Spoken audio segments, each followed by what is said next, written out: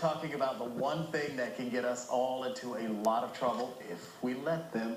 Credit cards. They're easy to use, but sometimes can be very difficult to pay off. Pamela McCoy from Bonafide Credit Counseling is with us this morning with some tips. Welcome back. Glad to have you again. Thank you. All right, we're going to begin with your dad's advice and quote about credit cards. Perfect for Father's Day. Perfect for Father's Day, and not planned. And not planned, which is perfect. What's his advice? My dad, Lindsay Lofton, used to always say credit cards should be used to buy time and not money. Okay, what does that mean? Early on, you just hear it a lot, so you know it's important because he said it a lot. Mm-hmm. But what it actually means is you're buying the time. You have that grace period, the 25 to 30 days between your billing cycles. And so you're buying that time, you're buying those days. Your money for the payment for balance in full on the credit card Gotcha. is invested in making money for you. So you're just buying the time, not putting it on a credit card because I don't have the means to pay for it. Gotcha. That's a really good quote. Absolutely. Thanks, Dad, for that. All right, so the first question off the bat, a lot of people go, should I just stop using the credit card altogether? No, I wouldn't recommend, stop using the credit cards altogether, but you need to be disciplined and use the credit cards and not allow the credit cards to use you. Okay. And that comes from understanding the impact.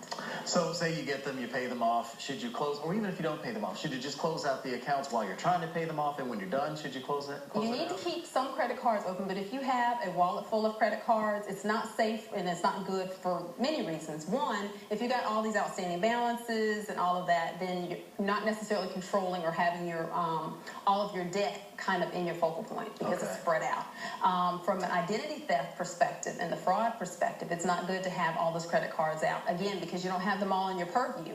Right. And so a card that you have that's open, that you haven't used in a very long time, if it ends up missing or in the hands of a thief, then you got this balance and you really weren't focused on it because you just think it's idle. Right. I haven't used it in a while. And that, of course, goes back to needing to check your... Absolutely. Checking your credit report annually. And when I do that, I notice something on there that says closed by consumer. I know what it means, but what's the difference between closed by consumer and then closed by issuer? What's the difference there? The difference is the impact that it has on your score. Right. When you are the consumer and you're closing it for your own reasons. If it is ever indicated that it's closed by the issuer or the credit grantor, typically has a negative connotation because we want your business. We want you using credit cards. So if we're closing it for a reason. Because and it might be delinquency, it may be we're having over limit issues, all kinds of things could precipitate that from the issuer. So you want it to reflect closed by consumer if at all possible. I'll tell you what, let's make a pact and talk about credit cards part 2 in a couple weeks. We can do that. Because I think this is one that a lot of people deal with. Absolutely. A lot of people. All right, thanks so much. Good to see you. Thanks for having me. Appreciate you being here.